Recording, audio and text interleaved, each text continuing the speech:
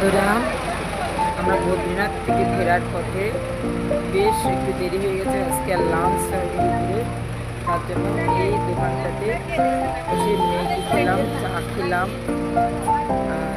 বেশ ভালোই লাগলো, ম্যাগিটা বেশ ঝাল ঝাল করেছে, বেশ ভালো লাগলো খেতে।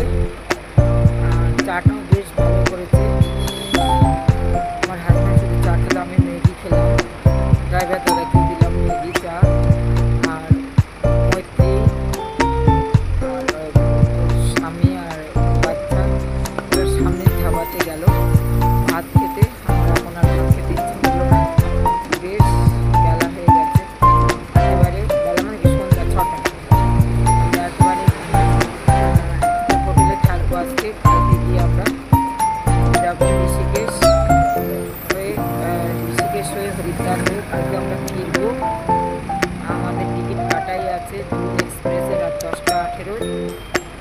তাই আজকে সারা